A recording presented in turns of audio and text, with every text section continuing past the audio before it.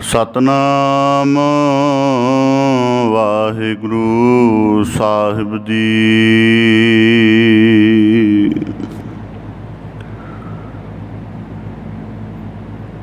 ਠਾਕੁਰ ਤੁਮ ਸਰਣਾਈ ਆਇਆ, ਉਤਰ ਗयो मेरे मन का संसार। जब ते दर्शन पाया,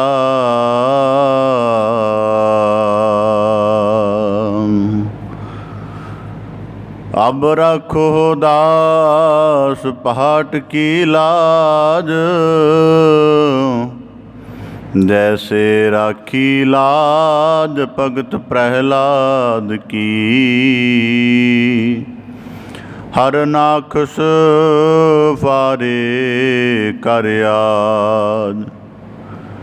फुन द्रौपदी लाज रखी हर प्रभ जी, शीनत बस्त्र दीन बहुसाज।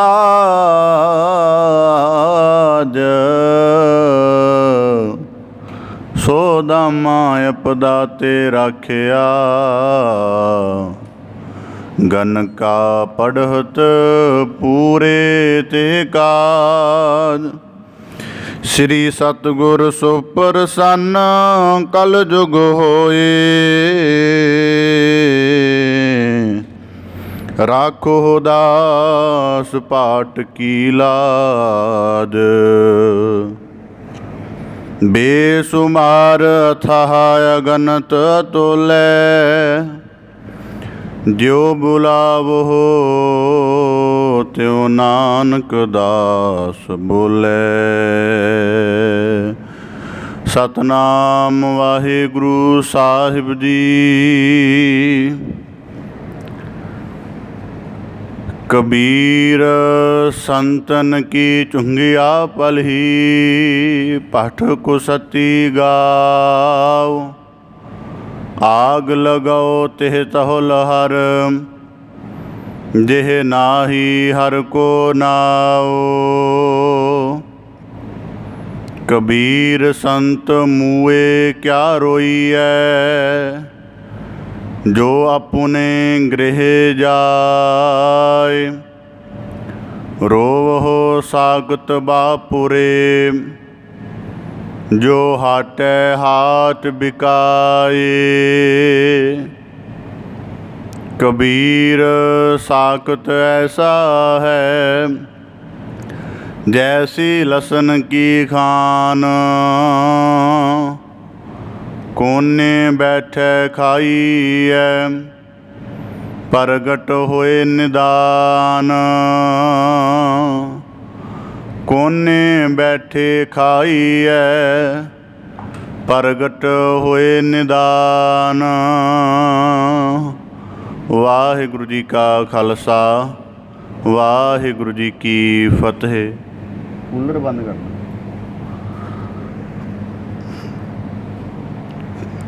धन धन सतगुरु गुरु गरीब निवाज, पतित पावन भगत वशल, कृपा निध दया निध सतगुरु श्री गुरु ग्रंथ साहिब जी दीन दयाल पातशाह, तिन्हां दी अपार मेहरमत है, दया बख्शिश है, जो सतगुरु साहिब जी ने सानू सब नू अपनी अपार मेहर बख्शिश करके अपनी पावन पवित्र हजूरी दे अंदर सतसंगत रूप विच जुड़ बैठ के अपने मनुखा जीवन नू सफल करन दा अवसर बख्शिश करके नवाजिया है जी। सतगुरु की मेहरामत नू गुरु हजूरी विच जुड़ के गुरु की अमृतमयी बाणी दे कीर्तन द्वारा मानण दा प्राप्त करन दा यतन कर रहे सां। सतगुरु साहिब जी बाणी दे अंतर्गत बख्शिश करते हैं ਪ੍ਰਾਣੀ ਏਕੋ ਨਾਮ ਧਿਆਵੋ, ਆਪਣੀ ਪਤ ਸੇਤੀ ਘਰ ਜਾਵੋ। ਦੁਨੀਆਦਾਰੀ ਦੇ ਤਲ 'ਤੇ ਅਸੀਂ ਸਾਰੇ ਵਿਚਰਦੇ ਹਾਂ, ਜੀਵਨ ਦਾ ਨਿਰਵਾਹ ਸਮਾਜ ਦੇ ਤਲ 'ਤੇ ਕਰਦੇ ਹਾਂ, ਜਿੱਥੇ ਹੋਰ ਸਾਰੀਆਂ ਆਪਣੀਆਂ ਜ਼ਿੰਮੇਵਾਰੀਆਂ ਆਦਿਕ ਦਾ ਕਾਰਜ ਭਾਰ ਨਿਭਾਉਂਦੇ ਹਾਂ, ਉੱਥੇ ਅਸੀਂ ਇਹ ਵੀ ਬੜਾ ਖਿਆਲ ਰੱਖਦੇ ਹਾਂ ਜਾਂ ਬੜੀ ਪਾਬੰਦੀ ਰੱਖਦੇ ਹਾਂ ਕਿ ਸਾਡਾ ਕਿਰਦਾਰ ਬੜਾ ਪਾਕ ਸ਼ਵੱਛ ਹੋਵੇ, ਸਾਡਾ ਜਿਹੜਾ ਅੰਤਰ ਮਨ ਹੈ ਉਹ ਵੀ ਵਿਕਾਰਾਂ ਤੋਂ ਮੈਲ ਤੋਂ ਰਹਿਤ ਹੋਵੇ, ਸਾਡੇ ਜੀਵਨ ਦਾ ਜਿਹੜਾ ਬਾਹਰੀ ਮਾਣ ਮਰਜ਼ਾਦਾ ਹੈ ਉਹ ਵੀ ਬੜੀ ਜਿਹੜੀ ਆ ਪਾਕੀਜ਼ਗੀ ਭਰੀ ਹੋਵੇ, ਭਾਵ ਕਿ ਕਿਰਦਾਰ ਦੇ ਬੜੇ ਅਸੀਂ ਸ਼ਵੱਛ ਹੋਈਏ। ਤਾਂ ਇਸੇ ਪ੍ਰਕਾਰ ਗੁਰੂ ਸਾਹਿਬ ਜੀ ਕਹਿੰਦੇ ਪ੍ਰਾਣੀ ਏਕੋ ਨਾਮ ਧਿਆਵੋ, ਆਪਣੀ ਪਤ ਸੇਤੀ ਘਰ ਜਾਵੋ, ਕਿ ਜੋ ਅਧਿਆਤਮਿਕ ਜੀਵਨ ਅਰਥਾਂ ਵਿਚਾਰ ਵਿੱਚ ਜਿੰਨੀ ਜੀਵਨ ਦੀ ਪਾਵਨਤਾ, ਸ਼ੁੱਧਤਾ, ਪਵਿੱਤਰਤਾ ਜਾਂ ਆਪਣੇ ਮੂਲ ਦੇ ਨਾਲ ਜੁੜੇ ਹੋਣ ਦੇ ਕਰਕੇ ਸੱਚ ਵਾਲਾ ਰੂਪ ਜਿਵੇਂ ਦਾ ਅਕਾਲ ਪੁਰਖ ਤੋਂ ਪ੍ਰਾਪਤ ਹੋਇਆ ਸੀ, ਓਨੀ ਹੀ ਪਾਵਨਤਾ, ਓਨੀ ਸ਼ੁੱਧਤਾ, ਪਵਿੱਤਰਤਾ ਨੂੰ ਕਾਇਮ ਰੱਖ ਕੇ ਅਤੇ ਇਸ ਸਰੀਰ ਦੇ ਵਿੱਚੋਂ ਸਾਰੇ ਆਪਣੇ ਜੀਵਨ ਦੇ ਸਫ਼ਰ ਨੂੰ ਕਰਕੇ ਮੁੜ ਪ੍ਰਭੂ ਵਿੱਚ ਅਭੇਦ ਹੋ ਜਾਣਾ, ਬੰਦਗੀ ਦੀ ਸ਼ੁਭ ਗੁਣਾਂ ਦੀ ਰਾਸ ਲੈ ਕੇ ਗੁਰੂ ਸਾਹਿਬ ਜੀ ਕਹਿੰਦੇ ਆਪਣੀ ਪਤ ਸੇਤੀ ਕਰ ਜਾਵੋ। ਜਿਵੇਂ ਆਪਣੇ ਸਫੈਦ ਵਸਤਰ ਧਾਰਨ ਕੀਤੇ ਹੋਣ ਤੇ ਬੜੀ ਸੰਭਲਤਾ ਦੇ ਨਾਲ ਚੱਲੀਦਾ ਹੈ ਕਿ ਕਿਸੇ ਪ੍ਰਕਾਰ ਦਾਗ ਮੈਲ ਆਦਿਕ ਨਾ ਲੱਗੇ।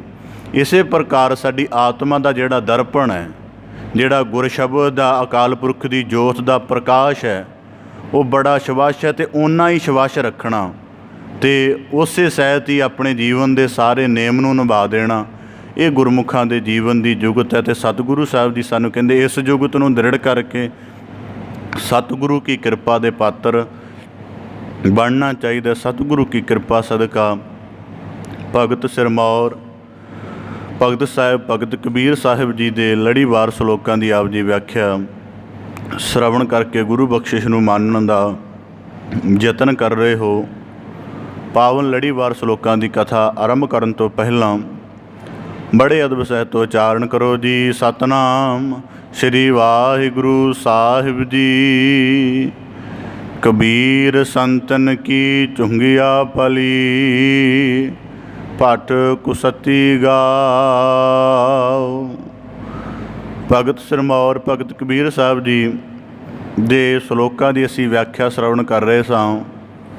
ਪਿਛਲੇ ਸਲੋਕਾਂ ਦੇ ਵਿੱਚ ਸਤਿਗੁਰੂ ਭਗਤ ਕਬੀਰ ਸਾਹਿਬ ਜੀ ਨੇ ਬਖਸ਼ਿਸ਼ ਕੀਤੀ ਕਿ ਗੁਰਮੁਖੀ ਜੀਵਨ ਧਾਰਨ ਕਰਨਾ ਹੈ ਅਤੇ ਚੰਦਨ ਦੇ ਰੁੱਖ ਦੀ ਸਾਰੀ ਪ੍ਰੇਰਣਾ ਉਹਦੇ ਮਹੱਤਵ ਨੂੰ ਜੀਵਨ ਵਿੱਚ ਧਾਰਨ ਕਰ ਲਵੋ। ਅਗਰ ਜੀਵਨ ਦੇ ਵਿੱਚ ਮਨਮੁਖਤਾ ਦੀ ਮੈਲ ਤੋਂ ਬਚਣਾ ਹੈ ਅਤੇ ਵਾਂਸ ਦੇ ਰੁੱਖ ਤੋਂ ਸਿੱਖਿਆਤਮਕ ਭਾਵ ਗ੍ਰਹਿਣ ਕਰਕੇ ਆਪਣੇ ਜੀਵਨ ਦੀ ਜੁਗਤ ਕੱਢ ਲਵੋ। ਇਸੇ ਪ੍ਰਕਾਰ ਜੇ ਦੀਨ ਨੂੰ ਪ੍ਰਤਪਾਲਣਾ ਕਰਨੀ ਹੈ, ਆਪਣੇ ਅਧਿਆਤਮਿਕ ਜੀਵਨ ਨੂੰ ਬਣਾ ਕੇ ਰੱਖਣਾ ਹੈ ਅਤੇ ਦੁਨੀ ਦੇ ਮੋਹ ਤੋਂ, ਦੁਨੀ ਦੇ ਆਕਰਸ਼ਣ ਤੋਂ ਬਹੁਤ ਹੱਦ ਤੱਕ ਅਲੇਪ ਰਹਿਣਾ ਪਏਗਾ। ਤਾਂ ਇਸੇ ਪ੍ਰਕਾਰ ਜਦੋਂ ਮਨੁੱਖ ਸੰਸਾਰ ਵਿੱਚ ਭਰਮ ਦਾ ਬੜੇ ਰੰਗ ਤਮਾਸ਼ੇ ਮਿਲਦੇ ਹਨ, ਪਰ ਜਿਹੜਾ ਰੱਬੀ ਯਾਦ ਵਿੱਚ ਰਤਿਆ ਗਿਆ ਹੈ ਉਹਦੇ ਲਈ ਜਿਸ ਕਾਰਨ ਦੇ ਵਿੱਚ ਪਰਮੇਸ਼ਰ ਦੀ ਯਾਦ ਨਹੀਂ ਹੈ ਉਹ ਵਿਅਰਥ ਹੁੰਦੀ ਹੈ। ਇਸੇ ਪ੍ਰਕਾਰ ਅੰਤਮ ਸ਼ਲੋਕ ਵਿੱਚ ਭਗਤ ਕਬੀਰ ਸਾਹਿਬ ਜੀ ਨੇ ਬਖਸ਼ਿਸ਼ ਕੀਤੀ ਸੀ, ਕਬੀਰ ਜਹ ਜੈ ਹੋ ਫਿਰਿਓ ਕੌਤਕ ਠਾਓ ਠਾਏ, ਕਿ ਅਸੀਂ ਬੜੀ ਧਰਤੀ ਦਾ ਭ੍ਰਮਣ ਕਰਦੇ ਹਾਂ, ਜੀਵਨ ਦੇ ਬੜੇ ਰੰਗ ਤਮਾਸ਼ੇ ਮਾਣਦੇ ਹਾਂ, ਪਰ ਜੇ ਉਹਨਾਂ ਸਾਰਿਆਂ ਦੇ ਅੰਦਰ ਪ੍ਰਭੂ ਦੀ ਯਾਦ ਵਿਦਮਾਨ ਨਹੀਂ ਹੈ ਤਾਂ ਭਗਤ ਕਬੀਰ ਸਾਹਿਬ ਜੀ ਕਹਿੰਦੇ ਉਹ ਸਾਰੇ ਉਜਾੜ ਵਾਂਗ ਹਨ। ਇਸੇ ਪ੍ਰਕਾਰ ਇਸੇ ਸ਼ਲੋਕ ਦੇ ਪ੍ਰਕਰਣ ਵਿੱਚ ਅਗਲੇ ਸ਼ਲੋਕ ਦੀ ਬਖਸ਼ਿਸ਼ ਕਰਦੇ ਹਨ, ਕਬੀਰ ਸੰਤਨ ਕੀ ਚੁੰਗਿਆ ਪਲੀ, ਭਟ ਕੁਸਤੀ ਗਾਓ। ਭਗਤ ਕਬੀਰ ਸਾਹਿਬ ਜੀ ਬਖਸ਼ਿਸ਼ ਕਰਦੇ ਹਨ, ਕਬੀਰ ਸੰਤਨ ਕੀ, ਸੰਤ ਜਨਾਂ ਦੀ ਝੁੰਗੀਆ ਭਾਵ ਕਿ ਕੁੱਲੀ, ਛਪਰੀ, ਕਾਨੇ ਆਦਿਕ ਦੀ ਬਣੀ ਹੋਈ ਜਿਹੜੀ ਛੰਨ ਹੈ ਉਹ ਚੰਗੀ ਹੈ। ਭਲੀ ਦਾ ਭਾਵ ਚੰਗੀ ਹੈ, ਸੋਹਣੀ ਹੈ। ਭਟ ਕੁਸਤੀ ਗਾਓ, ਦੂਜੇ ਪਾਸੇ ਇੱਕ ਪੂਰਾ ਪਿੰਡ ਵਸਿਆ ਹੋਵੇ ਮਨਮੁਖਾਂ ਦਾ ਜਾਂ ਗੁਰਮਤਿ ਜੀਵਨ ਤੋਂ ਹੀਣਿਆਂ ਦਾ, ਅਤੇ ਭਗਤ ਕਬੀਰ ਸਾਹਿਬ ਜੀ ਕਹਿੰਦੇ ਉਹ ਭੱਠ ਵਰਗਾ ਹੈ। ਨਾਲ ਹੀ ਆਖਦੇ ਹਨ, ਆਗ ਲਗਾਓ ਤੇ ਤੌਲ ਹਰ, ਉਹਨਾਂ ਉੱਚੇ ਮਹੱਲ ਮੰਦਰਾਂ ਨੂੰ ਅੱਗ ਲੱਗ ਜਾਣ ਦੇ ਸੜ ਜਾਣ ਦੇ ਯੋਗ ਹਨ। ਜਿਹੇ ਨਾ ਹੀ ਹਰ ਕੋ ਨਾਉ, ਜੇ ਉਹਦੇ ਅੰਦਰ ਪਰਮੇਸ਼ਰ ਦੀ ਯਾਦ, ਉਹਦਾ ਸ਼ੁਕਰਾਨਾ ਭਾਵ ਅਤੇ ਉਹਦੇ ਚਿੰਤਨ ਦਾ ਅਭਿਆਸ ਨਹੀਂ ਹੁੰਦਾ ਹੈ। ਇਸ ਪ੍ਰਕਾਰ ਭਗਤ ਕਬੀਰ ਸਾਹਿਬ ਜੀ ਬਖਸ਼ਿਸ਼ ਕਰਦੇ ਹਨ, ਕਬੀਰ ਸੰਤਨ ਕੀ ਝੁੰਗੀਆ ਭਲੀ। ਹੁਣ ਜਦੋਂ ਭਗਤ ਕਬੀਰ ਸਾਹਿਬ ਜੀ ਨੇ ਸੰਤ ਜਨਾਂ ਦੀ ਕੁੱਲੀ ਨੂੰ, ਉਹਨਾਂ ਦੀ ਛਪਰੀ ਨੂੰ ਉੱਤਮ ਜਾਂ ਚੰਗੀ ਜਾਂ ਭਲੀ ਕਿਹਾ ਹੈ, ਤਾਂ ਇਹਦਾ ਪਹਿਲਾ ਭਾਵ ਇਹੀ ਬਣਦਾ ਹੈ ਕਿ ਥਾਨ ਉਦੋਂ ਸੁਹਾਵਣੇ ਹੁੰਦੇ ਹਨ, ਉਦੋਂ ਸ਼ੋਭਾ ਨੇਕ ਹੁੰਦੇ ਹਨ, ਜਦੋਂ ਉਹਨਾਂ ਦੇ ਵਿੱਚ ਉੱਤਮ ਮੱਤ ਵਿੱਚ ਵਸਣ ਵਾਲੇ ਹੋਣ। ਹੁਣ ਅਸੀਂ ਸੰਸਾਰ ਦੇ ਵਿੱਚ ਦੋ ਪ੍ਰਾਣੀਆਂ ਨੂੰ, ਇੱਕ ਨੂੰ ਮੂਰਖ ਦੀ ਸੰਗਿਆ ਦਿੰਦੇ ਹਾਂ, ਇੱਕ ਨੂੰ ਸਿਆਣੇ ਦੀ ਦਿੰਦੇ ਹਾਂ। ਸਰੀਰਕ ਆਕਾਰ, ਜ਼ੁਬਾਨ, ਸਰੀਰ ਦਾ ਸਭ ਤਰ੍ਹਾਂ ਦਾ ਪਸਾਰ ਇੱਕੋ ਜਿਹਾ, ਪਰ ਇੱਕ ਦਾ ਨਾਂ ਮੂਰਖ ਰੱਖਿਆ, ਇੱਕ ਦਾ ਨਾਂ ਸਿਆਣਾ ਰੱਖਿਆ। ਕਿਸ ਕਰਕੇ ਕਿ ਇੱਕ ਦੇ ਅੰਦਰੋਂ ਜਦੋਂ ਬੋਲ ਪ੍ਰਗਟ ਹੁੰਦੇ ਨੇ, ਉਹਨਾਂ ਵਿੱਚੋਂ ਸਮਝ, ਸਿਆਣਪ, ਅਕਲ, ਸੂਝ, ਇੱਕ ਸ਼੍ਰੇਸ਼ਟਤਾ ਦਾ ਪੱਖ ਝਲਕਦਾ ਹੈ। ਇੱਕ ਜਦੋਂ ਬੋਲ ਕੱਥਦਾ, ਉਹਦੇ ਵਿੱਚੋਂ ਅਗਿਆਨਤਾ, ਕੂੜ ਪੈਦਾ ਹੁੰਦਾ। ਇਸ ਕਰਕੇ ਉਹਦੇ ਬੋਲਾਂ ਤੋਂ ਅਸੀਂ ਤਸੱਵਰ ਕਰ ਦਿੰਦੇ ਹਾਂ ਕਿ ਇਹ ਮੂਰਖ ਹੈ, ਇਹ ਸਿਆਣਾ ਹੈ। ਇਸੇ ਪ੍ਰਕਾਰ ਜਦੋਂ ਭਗਤ ਕਬੀਰ ਸਾਹਿਬ ਜੀ ਸੰਤ ਜਨਾਂ ਦੀ ਇੱਕ ਛੋਟੀ ਜਿਹੀ ਬਣੀ ਹੋਈ ਕੁੱਲੀ, ਛਪਰੀ, ਝੁੱਗੀ, ਕੁਟੀਆ ਆਦਿਕ ਨੂੰ ਵੀ ਉਹ ਭਲੀ ਕਹਿ ਰਹੇ ਹਨ, ਤਾਂ ਇਹਦਾ ਭਾਵ ਹੈ ਕਿ ਸੰਤ ਦਾ ਜੀਵਨ ਵਾਚਣ ਵਾਲਾ ਹੈ। ਔਰ ਸਭ ਤੋਂ ਪਹਿਲਾਂ ਸੰਤ ਦੇ ਜੀਵਨ ਨੂੰ ਜੇ ਥੋੜ੍ਹਾ ਜਿਹਾ ਗੁਰਬਾਣੀ ਦੇ ਦ੍ਰਿਸ਼ਟੀਕੋਣ ਅਨੁਸਾਰ ਵਾਚਣ ਦਾ ਯਤਨ ਕਰੀਏ, ਸੰਤ ਉਸ ਬ੍ਰਿਤੀ ਵਾਲੇ ਸਾਧਕ ਦਾ ਨਾਮ ਹੈ ਜਿਹੜਾ ਜੀਵਨ ਦੇ ਵਿੱਚ ਸੰਸਾਰ ਵਿੱਚ ਵਿਚਰ ਹੀ ਸਰਾਂ ਕਰਕੇ ਰਿਹਾ ਹੈ। ਸੰਸਾਰ ਦੇ ਵਿੱਚ ਜਦੋਂ ਆਉਂਦਾ ਹੈ ਇੱਕ ਆਮ ਮਨੁੱਖ, ਉਹ ਸੰਸਾਰ ਦੇ ਵਿੱਚ ਪੱਕਾ ਥਿਰ ਟਿਕਾਣਾ ਮੰਨ ਕੇ ਚੱਲਦਾ ਹੈ। ਇਸ ਕਰਕੇ ਉਹ ਝੁੱਗੀ ਤੋਂ ਵਾਧਾ ਅੱਗੇ ਜਾ ਕੇ ਬੜੇ ਵੱਡੇ ਮਕਾਨਾਂ ਦੀ ਲੋੜ ਸਮਝਦਾ ਹੈ, ਔਰ ਇੰਨੇ ਜ਼ਿਆਦਾ ਵੱਡੇ ਕਿ ਕਈ ਵਾਰੀ ਉਹੀ ਜਿਹੜੇ ਮਹੱਲ ਹਨ ਉਹ ਡਰਾਵਣੇ ਲੱਗਣ ਲੱਗ ਪੈਂਦੇ ਹਨ, ਕਿਉਂਕਿ ਕਮਰੇ ਜਾਂ ਮਕਾਨ ਦਾ ਪਸਾਰ ਬੜਾ ਵੱਡਾ ਕਰ ਲਿਆ ਹੈ। ਜੀ ਥੋੜ੍ਹੇ ਜਿਹੇ ਹਨ ਤਾਂ ਉਹ ਆਪਣੇ ਆਪ ਸੁਭਾਵਿਕ ਉੱਥੇ ਕਈ ਵਾਰੀ ਇਸ ਤਰ੍ਹਾਂ ਦਾ ਡਰ ਆਦਿਕ ਦਾ ਉਹਨਾਂ ਦੇ ਲਈ ਆਲਮ ਬਣ ਜਾਂਦਾ ਹੈ। ਤਾਂ ਸਭ ਤੋਂ ਪਹਿਲਾਂ ਸੰਤ ਦੇ ਜੀਵਨ ਦੀ ਜੁਗਤ ਹੈ ਕਿ ਉਹ ਧਰਤੀ ਨੂੰ, ਇੱਕ ਸ੍ਰਿਸ਼ਟੀ ਨੂੰ, ਜਾਂ ਜੀਵਨ ਦਾ ਜਿਤਨਾ ਸਮਾਂ ਮਿਲਿਆ ਹੋਇਆ, ਇਹਨੂੰ ਉਹ ਸਭ ਤੋਂ ਪਹਿਲਾਂ ਛਿਣ ਭੰਗਰ, ਅਸਥਿਰ ਜਾਣਦਿਆਂ ਹੋਇਆਂ, ਨਾਸ਼ਵਾਨ ਜਾਣਦਿਆਂ ਹੋਇਆਂ ਸੰਸਾਰ ਵਿੱਚ ਸਰਾਂ ਦੇ ਵਾਂਗ ਰਹਿੰਦਾ ਹੈ। ਅਤੇ ਜੇ ਸਰਾਂ ਦੇ ਵਾਂਗ ਰਹਿਣਾ ਹੈ ਤਾਂ ਫਿਰ ਉੱਥੇ ਕੋਈ ਬਹੁਤ ਵੱਡੇ ਨਿਰਮਾਣ ਕਰਨ ਦੀ ਲੋੜ ਨਹੀਂ। ਤਾਂ ਭਗਤ ਕਬੀਰ ਸਾਹਿਬ ਜੀ ਕਹਿੰਦੇ ਜੀਵਨ ਦੀ, ਸੰਤ ਦੀ ਪਹਿਲੀ ਜੀਵਨ ਜੁਗਤ ਇਹ ਹੈ ਕਿ ਉਹ ਦੁਨੀਆਦਾਰੀ ਦੇ ਸਾਰੇ ਪਸਾਰ ਨੂੰ ਨਾਸ਼ਵਾਨ ਜਾਣ ਕੇ ਜਿਸ ਕਾਰਜ ਦੇ ਨਾਲ ਉਹਦੇ ਜੀਵਨ ਦੀ ਅਹੁਦ ਦਾ ਸਮਾਂ ਵਿਅਰਥ ਚਲਿਆ ਜਾਣਾ, ਉਸ ਪਾਸੇ ਲਗਾਉਂਦਾ ਹੀ ਨਹੀਂ। ਅਤੇ ਇਸ ਕਰਕੇ ਭਗਤ ਕਬੀਰ ਸਾਹਿਬ ਜੀ ਕਹਿੰਦੇ ਪਹਿਲੀ ਜੁਗਤ ਹੈ ਕਿ ਸੰਤ ਆਪਣੀ ਕੁਟੀਆ ਦਾ ਨਿਰਮਾਣ ਝੁੱਗੀ ਦੇ ਰੂਪ ਵਿੱਚ, ਛਪਰੀ ਦੇ ਰੂਪ ਵਿੱਚ ਇਸ ਕਰਕੇ ਕਰਦਾ ਹੈ ਕਿ ਜੇ ਇਹ ਸਰੀਰ ਦਾ ਮੈਲ ਢਹਿ ਜਾਣ ਵਾਲਾ ਹੈ ਅਤੇ ਇਹਦੇ ਉੱਪਰ ਇੰਨੇ ਆਲੀਸ਼ਾਨ ਜਾਂ ਬੜੇ ਮਜ਼ਬੂਤ ਜਿਹੜੇ ਮਹੱਲ ਉਸਾਰਨ ਦੀ ਕੀ ਲੋੜ ਹੈ। ਇਸ ਕਰਕੇ ਭਗਤ ਕਬੀਰ ਸਾਹਿਬ ਜੀ ਕਹਿੰਦੇ ਸੰਤ ਦੀ ਪਹਿਲੀ ਜੀਵਨ ਜੁਗਤ ਇਸ ਕਰਕੇ ਹੁੰਦੀ ਹੈ।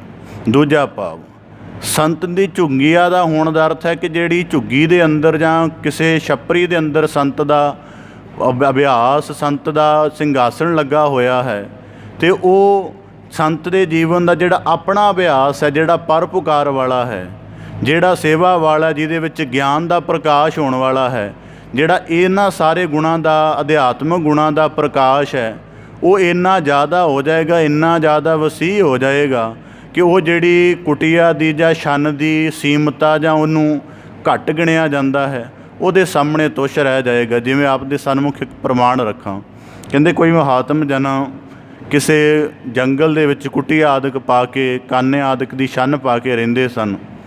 ਤਾਂ ਇਸੇ ਪ੍ਰਕਾਰ ਕੋਈ ਮਨੁੱਖ ਰਸਤੇ ਵਿੱਚ ਭਟਕ ਗਿਆ, ਉੱਪਰੋਂ ਬਾਰਿਸ਼ ਆਰੰਭ ਹੋ ਗਈ, ਸਰਦੀ ਦੀ ਰੁੱਤ, ਇੱਕ ਨਗਰ ਦੇ ਵਿੱਚੋਂ ਲੰਘਿਆ, ਬੜਿਆਂ ਦੇ ਦੁਆਰ ਖਟਖਟਾਏ, ਕਿਸੇ ਨੇ ਦੁਆਰ ਨਾ ਖੋਲ੍ਹਿਆ।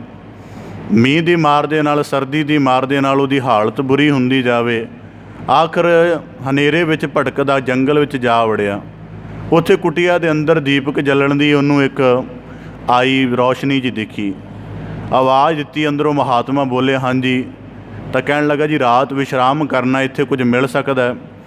ਮਹਾਤਮਾ ਨੇ ਚੰਗੀ ਤਰ੍ਹਾਂ ਉਹਦੀ ਆਓ ਭਗਤ ਕਰਕੇ ਬਿਸਤਰ ਆਦਿਕ ਜਿਵੇਂ ਉਹਦਾ ਵੀ ਸੰਭਵ ਸੀ ਲਗਾ ਦਿੱਤਾ, ਹੋਰ ਉਹਦੀ ਸੇਵਾ ਆਦਿਕ ਕਰਕੇ ਤੇ ਉਹ ਕਹਿੰਦਾ ਤੁਸੀਂ ਇੱਥੇ ਆਰਾਮ ਕਰੋ। ਉਹ ਇਨਸਾਨ ਕਹਿਣ ਲੱਗਾ ਤੁਸੀਂ ਵੀ ਨੇੜੇ ਬੈਠ ਜਾਓ। ਕਹਿੰਦੇ ਨਹੀਂ, ਮੈਂ ਦੂਜੀ ਕੁਟੀਆ ਵਿੱਚ ਚਲਾ ਜਾਂਦਾ ਹਾਂ, ਤੁਸੀਂ ਇੱਥੇ ਰਹੋ। ਉਹ ਇਸ ਤਰ੍ਹਾਂ ਕਹਿ ਕੇ ਮਹਾਤਮਾ ਬਾਹਰ ਚਲਾ ਗਿਆ। ਕੁਟੀਆ ਦੇ ਬਾਹਰ ਉੱਪਰ ਜਾ ਕੇ ਉਹਨੇ ਜਿਹੜੀ ਥੋੜ੍ਹੀ ਬਹੁਤੀ ਛੰਨ ਦੇ ਟੁੱਟਣ ਆਦਿਕ ਦੀ ਸੰਭਾਵਨਾ ਉਹਨੂੰ ਵੀ ਠੀਕ ਕਰਕੇ ਪਰਾਂ ਚੌਂਕੜਾ ਮਾਰ ਕੇ ਬੈਠ ਗਿਆ ਅਤੇ ਰੱਬੀ ਯਾਦ ਦੇ ਵਿੱਚ ਲੀਨ ਹੋ ਗਿਆ। ਉਹ ਇਨਸਾਨ ਦੀ ਰਾਤ ਚੰਗੀ ਬਤੀਤ ਹੋ ਗਈ।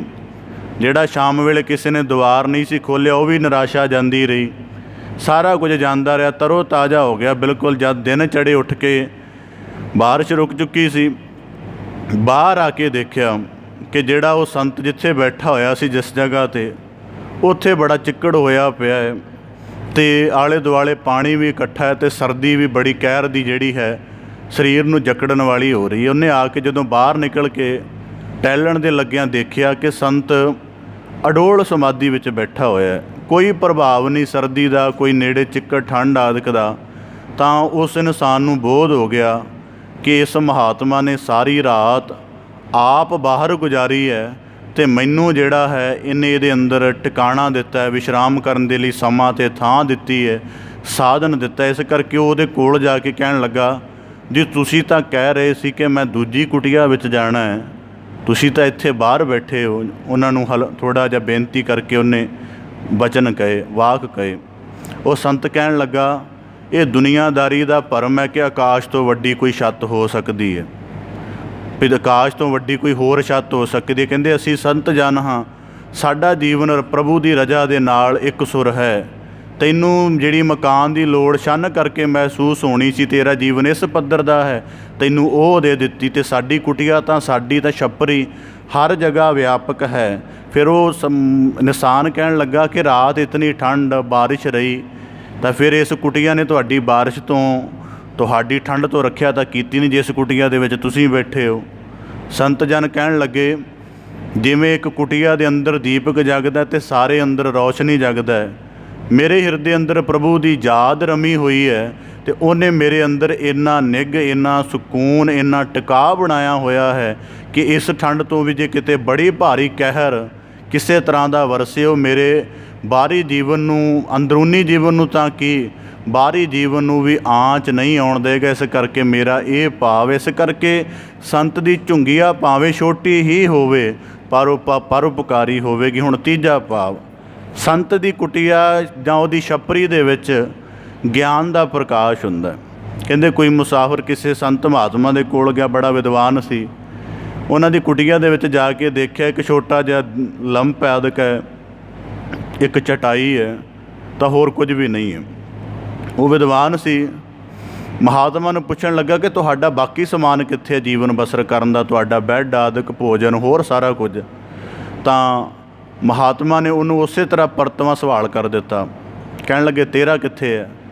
ਕਹਿੰਦਾ ਜੀ ਮੈਂ ਤਾਂ ਮੁਸਾਫਰ ਹਾਂ। ਤਾਂ ਮਹਾਤਮਾ ਕਹਿਣ ਲੱਗੇ ਠੀਕ, ਅਸੀਂ ਵੀ ਮੁਸਾਫਰ ਹਾਂ।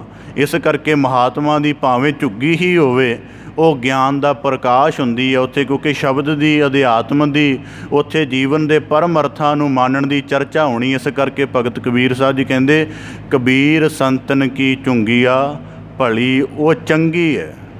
ਦੁਨੀਆਦਾਰੀ ਦੇ ਦ੍ਰਿਸ਼ਟੀਕੋਣ ਤੋਂ ਜੇ ਅਸੀਂ ਆਪ ਵਿਚਾਰ ਕਰੀਏ, ਸਾਨੂੰ ਕੋਈ ਕਵੇ ਜੀ 3 ਮੰਜ਼ਿਲਾ ਮਕਾਨ ਸਾਰੀਆਂ ਸਹੂਲਤਾਂ ਦੇ ਨਾਲ ਭਰਪੂਰ ਹੈ ਅਤੇ ਇੱਕ ਪਾਸੇ ਛੋਟੀ ਜਿਹੀ ਕਾਨਿਆਂ ਦੀ ਘਾਹ ਫੂਸ ਆਦਿਕ ਦੀ ਜਿਹੜੀ ਹੈ ਛੰਨ ਬਣਾਈ ਹੋਈ ਹੈ, ਤੁਸੀਂ ਕਿਹਨੂੰ ਚੰਗੀ ਕਹੋਗੇ?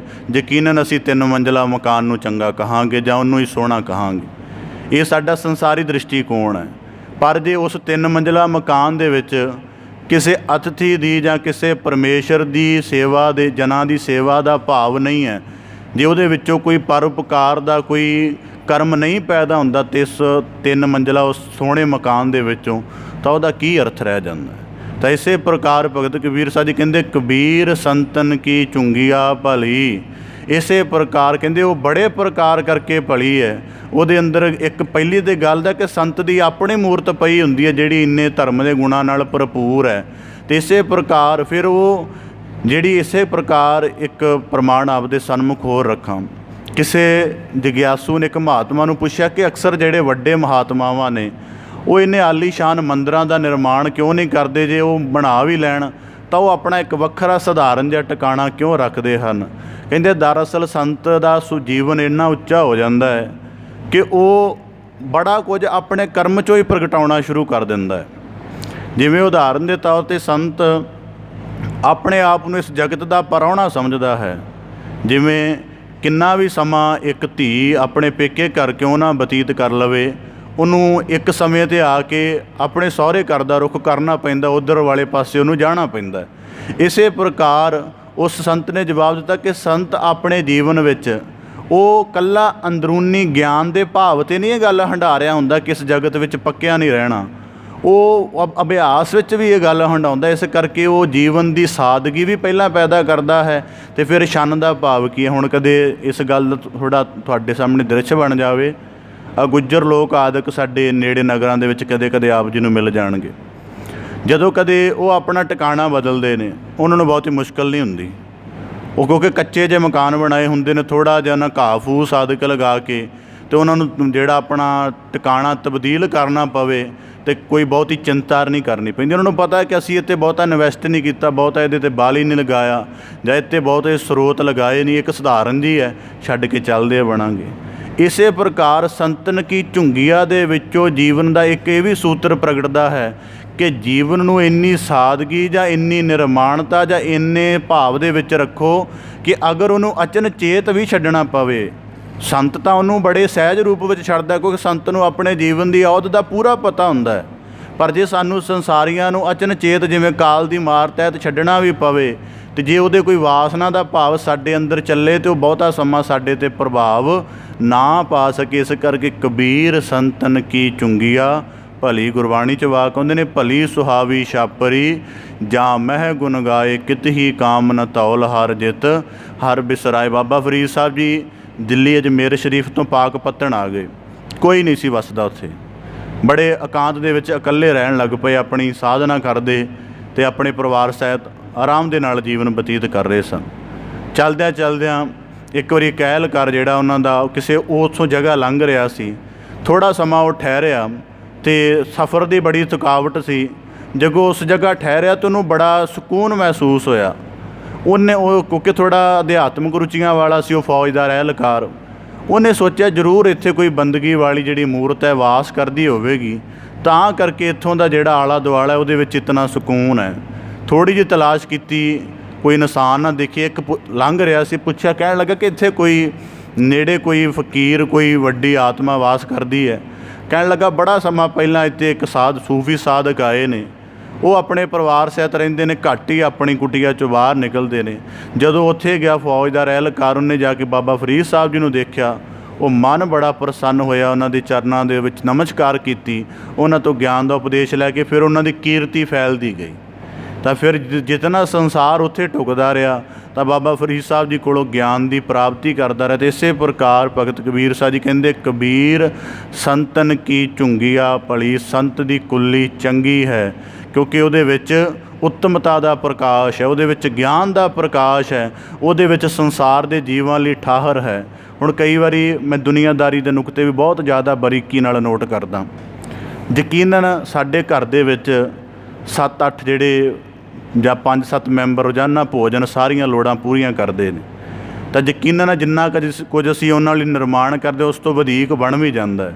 ਪਰ ਸਾਡੇ ਸੰਸਾਰੀਆਂ ਦੀ ਫਿਤਰਤ ਉੱਥੇ ਆ ਕੇ ਪ੍ਰਗਟ ਹੋ ਜਾਂਦੀ ਹੈ ਜਦ ਇੱਕ ਲੋੜਵੰਦ ਆ ਕੇ ਹੱਥ ਅੱਡ ਲਵੇ। ਉਂਝ ਸਾਡਾ ਭਾਵੇਂ ਕੁੱਲ ਰਿਸ਼ਤੇਦਾਰ ਸਾਡੇ ਘਰ ਬੈਠੇ ਹੋਣ ਤਾਂ ਜਿੰਨੇ ਮਰਜ਼ੀ ਉਹ ਸਵਾਦ ਲਗਾਈ ਜਾਣ, ਪਰ ਜਦੋਂ ਬਾਹਰੋਂ ਕੋਈ ਲੋੜਵੰਦ ਆ ਕੇ ਆਪਣਾ ਹੱਥ ਫੈਲਾ ਦੇ ਅਤੇ ਸਾਡੇ ਸਾਰੇ ਸਾਧਨ ਜਿਹੜੇ ਸੀਮਤ ਹੋ ਜਾਂਦੇ ਨੇ, ਅਤੇ ਅਸੀਂ ਆਖਦੇ ਹਾਂ ਕਿ ਹੈਰਾਨਗੀ ਦੀ ਗੱਲ, ਬਹਾਨਾ ਬੜਾ ਕਮਾਲ ਦਾ ਵਰਤਦੇ ਕਈ ਵਾਰੀ। ਤਾਂ ਇਸੇ ਪ੍ਰਕਾਰ ਦੀ ਸਾਡੇ ਹੈ ਹੀ ਨਹੀਂ। ਇਹ ਸੰਸਾਰੀ ਦੀ ਫਿਤਰਤ ਹੈ ਕਿ ਮਕਾਨ ਵੱਡਾ ਹੈ, ਪਰ ਉਹਦੇ ਵਿੱਚ ਉਹਦਾ ਮਾਇਆਵੀ ਸੁਭਾਵ ਰਹਿਣ ਕਰਕੇ ਦੂਜੇ ਦੇ ਹਿੱਤ ਲਈ ਕੁਝ ਵੀ ਨਹੀਂ ਹੈ। ਅਗਲੀ ਗੱਲ, ਸੰਸਾਰੀ ਦਾ ਮਕਾਨ, ਜਿਹਨੂੰ ਭਗਤ ਕਬੀਰ ਸਾਹਿਬ ਜੀ ਨੇ ਕਿਹਾ, ਭਲੀ ਭੱਠ ਕੁਸੱਤੀ ਗਾਓ।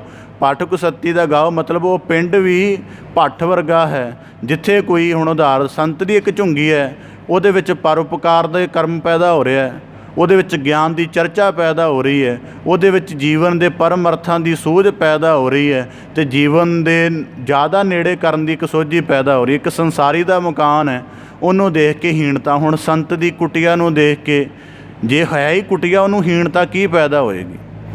ਅੱਜ ਅਸੀਂ ਬਹੁਤ ਜਿਹੜਾ ਅੱਜ ਸਮੇਂ ਦੇ ਵਿੱਚ ਡਿਵੈਲਪਮੈਂਟ ਹੋ ਰਹੀ ਹੈ ਇਸੇ ਕਰਕੇ ਹੈ ਕਿ ਮੈਂ ਆਲੇ ਦੁਆਲੇ 'ਚ ਕਈ ਵਾਰੀ ਨੋਟ ਜਿਹੜਾ ਇੰਨਾ ਵਿਕਾਸ ਹੋ ਰਿਹਾ ਹੈ, ਇੱਕ ਤਾਂ ਮਨੁੱਖ ਦੀ ਜਿਹੜੀ ਚਮਕ ਦੇਖਣ ਦੀ ਬਿਰਤੀ ਹੈ, ਇੱਕ ਉਹਦੇ ਅੰਦਰ ਖੁਣਸ ਪੈਦਾ ਹੋ ਗਈ ਹੈ ਕਿ ਮੇਰੇ ਨੇੜਲੇ ਦਾ ਮਕਾਨ ਇੰਨਾ ਚੰਗਾ ਕਿਉਂ ਹੋ ਗਿਆ।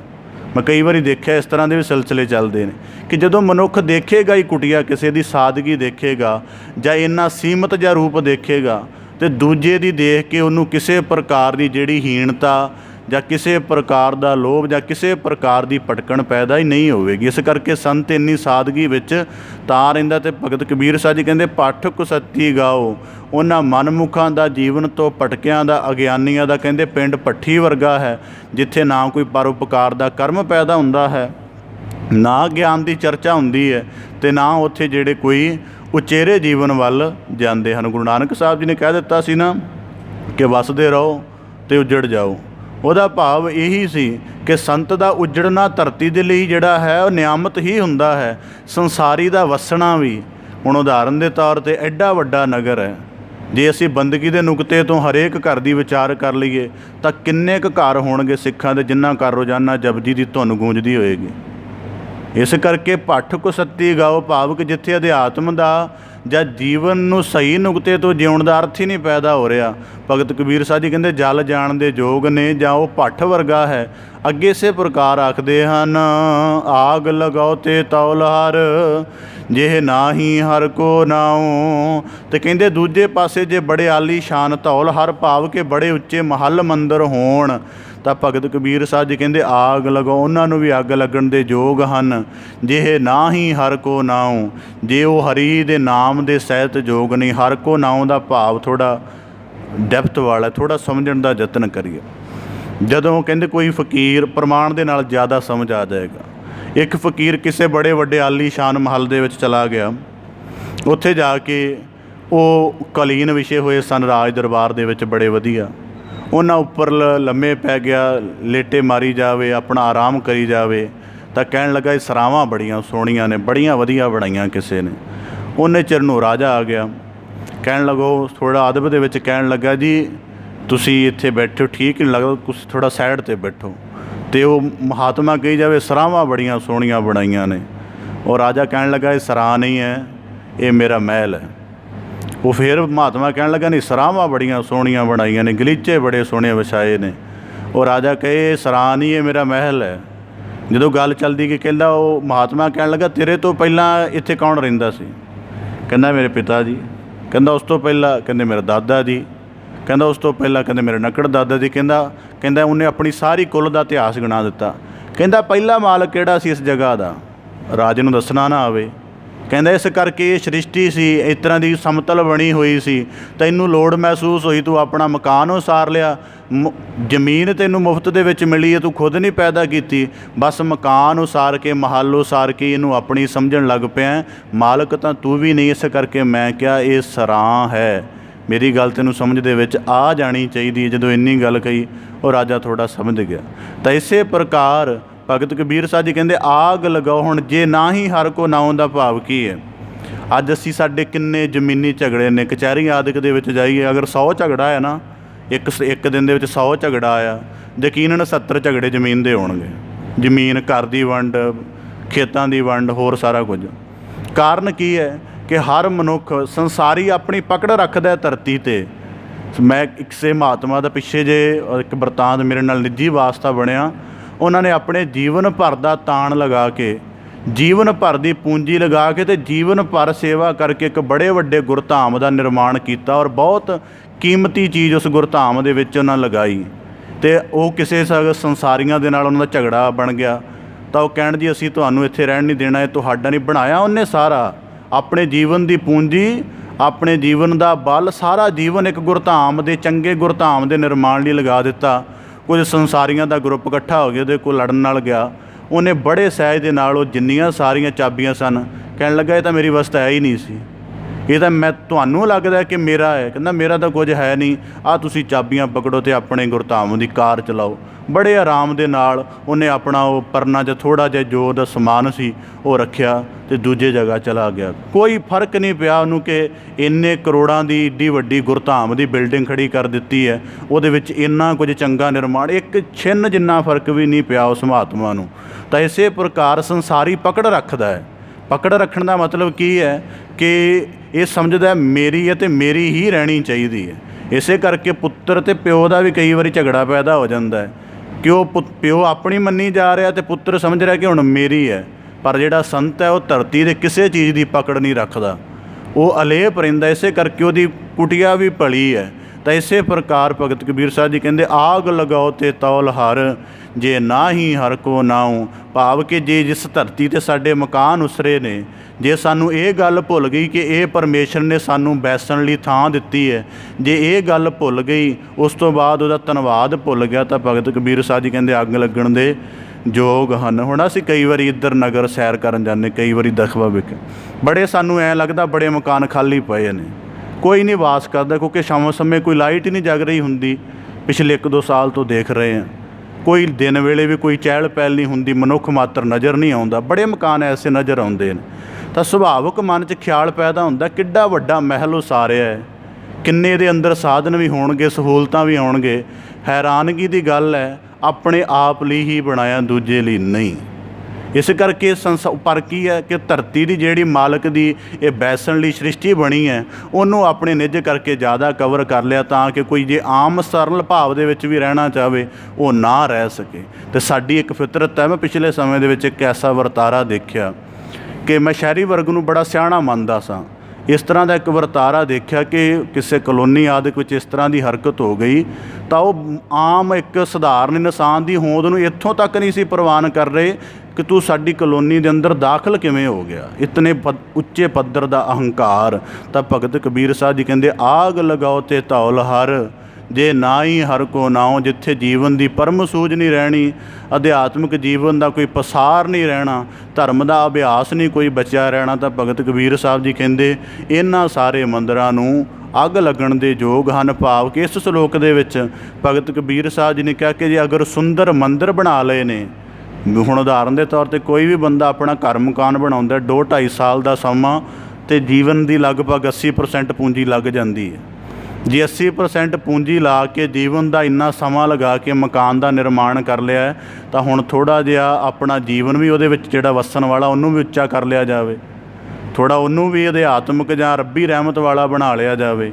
ਤਾਂ ਇਸੇ ਪ੍ਰਕਾਰ ਭਗਤ ਕਬੀਰ ਸਾਹਿਬ ਜੀ ਕਹਿੰਦੇ ਇਹ ਸੰਸਾਰ 'ਤੇ ਰਹਿਣ ਦੀ ਜੁਗਤ ਦੱਸ ਰਹੇ ਨੇ ਕਿ ਜੇ ਸਾਡੇ ਕਿੰਨਾ ਕੁਝ ਵੀ ਉੱਤਮ ਕਿਉਂ ਨਾ ਹੋਵੇ, ਪਰ ਜੇ ਉਹ ਧਰਮ ਦੇ ਅਭਿਆਸ ਵਾਲਾ, ਰੱਬੀ ਬੰਦਗੀ ਦੇ ਅਭਿਆਸ ਵਾਲਾ ਨਹੀਂ ਹੈ, ਤਾਂ ਉਹ ਕਿਸੇ ਅਰਥ ਦੇ ਵਿੱਚ ਨਹੀਂ ਹੈ। ਇਸੇ ਪ੍ਰਕਾਰ ਜਿਵੇਂ ਹੁਣ ਤੀਰਥ, ਜਿੰਨੇ ਤੀਰਥ ਨੇ, ਹੁਣ ਉਦਾਹਰਨ ਦੇ ਤੌਰ 'ਤੇ ਦੁਨੀਆਦਾਰੀ ਦੇ ਵਿੱਚ ਜਿਵੇਂ ਬੜੇ ਵੱਡੇ ਜਿਹੜੇ ਅਰਬਪਤੀਆਂ ਉਹਨਾਂ ਦੇ ਮਕਾਨ ਨੇ, ਉਹਨਾਂ ਦੇ ਜਾਣ ਤੋਂ ਬਾਅਦ ਪੂਜੇ ਨਹੀਂ ਜਾਂਦੇ, ਉਹ ਆਮ ਜਿਹੇ ਰਹਿੰਦੇ ਨੇ ਜਿਵੇਂ ਦੇ ਪਹਿਲਾਂ ਹੁੰਦੇ ਨੇ।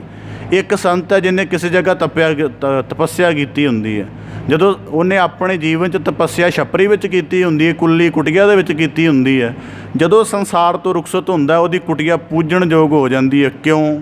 ਇਹਦਾ ਵੀ ਇੱਕ ਕਾਰਨ ਹੈ, ਕਿਉਂਕਿ ਸੰਸਾਰੀ ਨੇ ਇੱਕ ਮਹੱਲ ਦੇ ਵਿੱਚ ਰਹਿ ਕੇ ਕਰਮ ਕੀਤੇ, ਉਸ ਕਰਮ ਦਾ ਨਾ ਉਹਨੂੰ ਆਪ ਨੂੰ ਬਹੁਤਾ ਲਾਭ ਪਹੁੰਚਿਆ, ਨਾ ਦੁਨੀਆਦਾਰੀ ਨੂੰ, ਸਮਾਜ ਨੂੰ।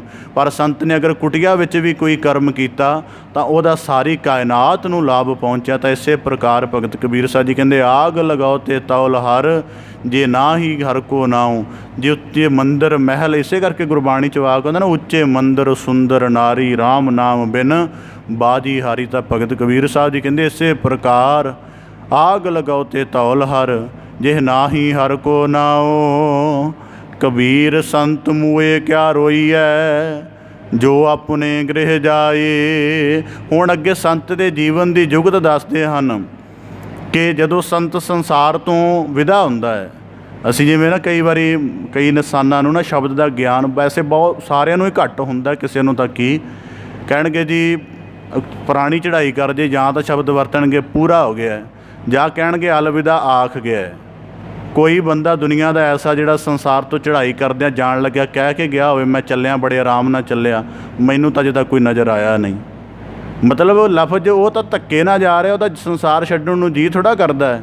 ਉਹ ਤਾਂ ਕਾਲ ਦੀ ਮਾਰ ਸਖਤ ਚੋਟ ਦੇ ਨਾਲ ਉਹਦੇ ਜੀਵਨ ਦਾ ਮੋਹ, ਜੀਵਨ ਦੀ ਪਕੜ ਛੁਡਵਾ ਰਹੀ ਹੈ, ਤਾਂ ਉਹ ਧੱਕੇ ਨਾਲ ਛੱਡਿਆ ਜਾ ਰਿਹਾ, ਉਹਦੇ ਕੋਈ ਜੀਵਨ ਉਂਝ ਨਹੀਂ ਛੱਡ ਰਿਹਾ। ਤਾਂ ਇਸੇ ਪ੍ਰਕਾਰ ਭਗਤ ਕਬੀਰ ਸਾਹਿਬ ਜੀ ਕਹਿੰਦੇ ਸੰਤ ਮੂਏ ਕਿਆ ਰੋਈ ਹੈ। ਭਗਤ ਕਬੀਰ ਸਾਹਿਬ ਜੀ ਕਹਿੰਦੇ ਇੱਕ ਸੰਤ ਦਾ ਜਿਹੜਾ ਸਰੀਰ ਕਰਕੇ ਜੀਵਨ ਸਮਾਪਤ ਹੋ ਗਿਆ, ਜੀਵਨ ਦਾ ਇੱਕ ਪੜਾਅ ਉਹਦੇ ਸਰੀਰ ਕਰਕੇ ਸਮਾਪਤ ਹੋ ਗਿਆ ਅਤੇ ਸੰਸਾਰ ਨੂੰ ਲੱਗਦਾ ਉਹ ਮੋਏ ਹੋ ਗਏ ਨੇ। ਤਾਂ ਭਗਤ ਕਬੀਰ ਸਾਹਿਬ ਜੀ ਕਹਿੰਦੇ ਕਿਆ ਰੋਈ ਹੈ, ਕਿਉਂ ਰੋਇਆ ਜਾਵੇ, ਕਿਉਂਕਿ ਸੰਤ ਜਿਹੜਾ ਇਸ ਸੰਸਾਰ ਤੋਂ ਰੁਖਸਤ ਹੋ ਰਿਹਾ ਹੈ ਉਹ ਬੜੀ ਖੁਸ਼ੀ ਦੇ ਨਾਲ ਹੋ ਰਿਹਾ। ਅਗਲੇ ਵਾਕ 'ਚ ਜੋ ਆਪਣੇ ਗ੍ਰਹਿ ਜਾਏ। ਹੁਣ ਜਿਵੇਂ ਉਦਾਹਰਨ ਦੇ ਤੌਰ 'ਤੇ ਜਿਹੜਾ ਇਸ ਸੰਸਾਰ ਤੋਂ ਰੁਖਸਤ ਹੋ ਰਿਹਾ ਹੈ ਉਹਨੂੰ ਪੂਰੀ ਖੁਸ਼ੀ ਹੈ, ਪੂਰਾ ਚਾਅ, ਉਹਦੇ ਅੰਦਰ ਪੂਰਾ ਆਨੰਦ, ਖੇੜਾ ਹੁਲਾਸ ਬਣਿਆ ਹੋਇਆ, ਉਹਨੂੰ ਪੂਰਾ ਆਨੰਦ ਹੈ। ਅਤੇ ਭਗਤ ਕਬੀਰ ਸਾਹਿਬ ਜੀ ਕਹਿੰਦੇ ਫਿਰ ਸੰਸਾਰੀ ਜਾਂ ਹੋਰ ਲੋਕ ਕਿਆ ਰੋਈ ਹੈ, ਉਹ ਕਿਉਂ ਰੋਣ, ਕਿ ਜਿਹਦਾ ਜੀਵਨ ਬਿਨਸ ਰਿਹਾ ਸਗੋਂ ਉਹ ਇੰਨੇ ਚਾਅ ਦੇ ਵਿੱਚ ਹੈ ਅਤੇ ਉਹਦੇ ਨਾਲ ਜੁੜੇ ਜਾਂ ਉਹਦੇ ਨਿਕਟ ਰਹਿਣ ਵਾਲੇ ਕਿਉਂ ਰੋਣ।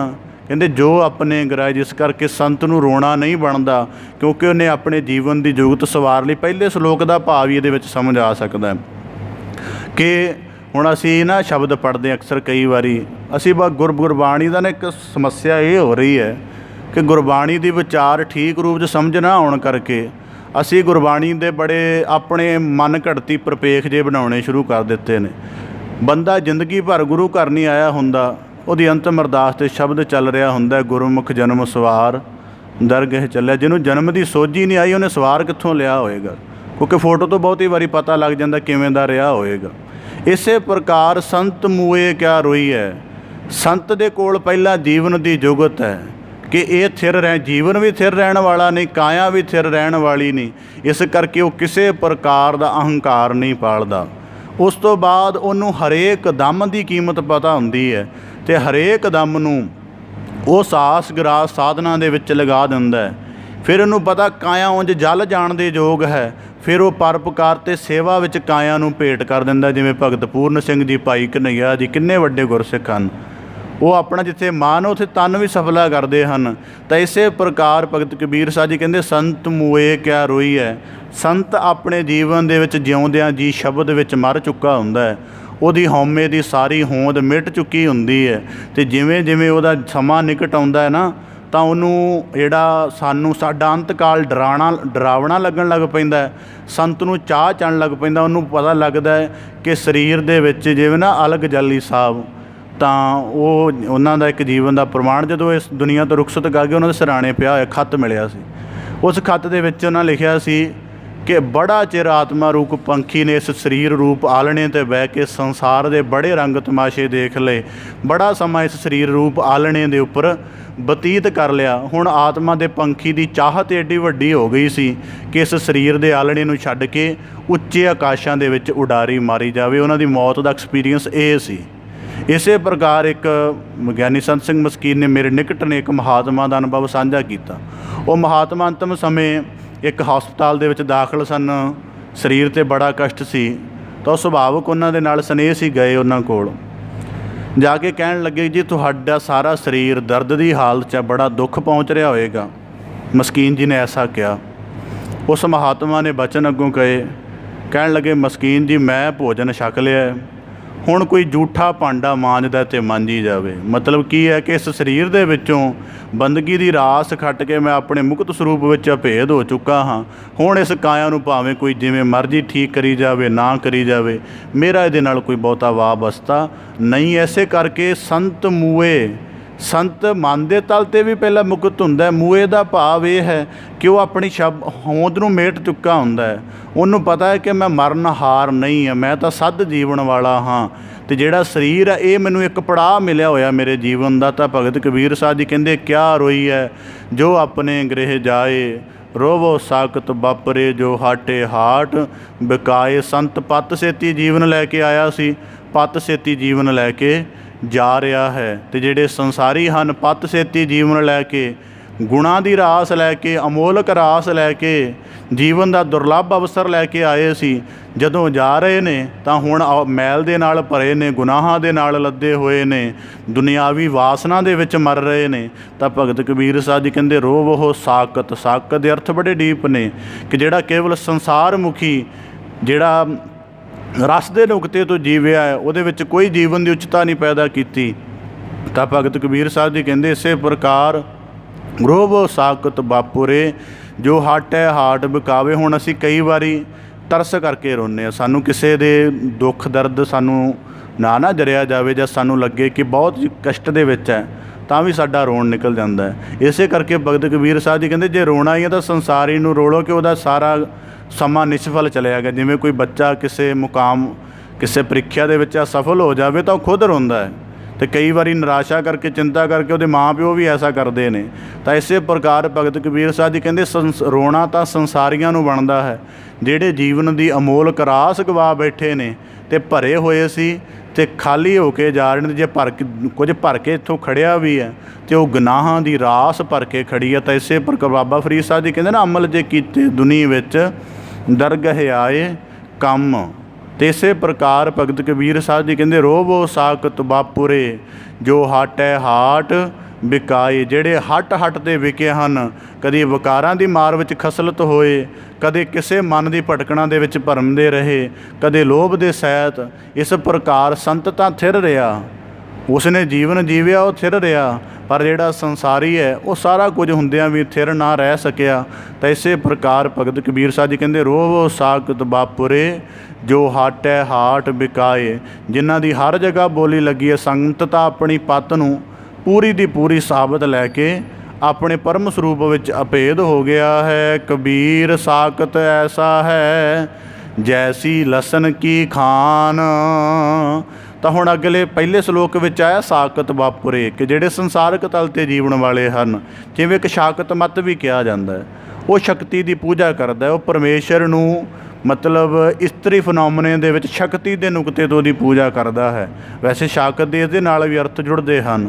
ਤਾਂ ਭਗਤ ਕਬੀਰ ਸਾਹਿਬ ਜੀ ਕਹਿੰਦੇ ਸਾਕਤ ਐਸਾ ਹੈ ਜੈਸੀ ਲਸਣ ਕੀ ਖਾਨ। ਅਸਲ ਦੇ ਵਿੱਚ ਸਾਕਤ ਪੁਰਸ਼ ਭਾਵ ਕੇ ਅਧਿਆਤਮਿਕ ਜੀਵਨ ਤੋਂ ਬੇਮੁਖਤਾ ਵਾਲਾ, ਪਰਮੇਸ਼ਰ ਨੂੰ ਇਸਤਰੀ ਸ਼ਕਤੀ ਦੇ ਫਨੋਮਨੇ ਤੋਂ ਪੂਜਣ ਵਾਲਾ।